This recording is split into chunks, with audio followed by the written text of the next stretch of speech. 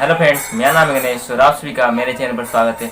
दोस्तों, आज हमने एक आधा किलो का फ्लिपकार्ट से काजू मंगाया है, जिसको अनबॉक्स करके आपको बताते हैं। तो चलिए अनबॉक्स करते हैं। देखिए, ये है काजू का पैकेट, फ्लिपकार्ट से आया है।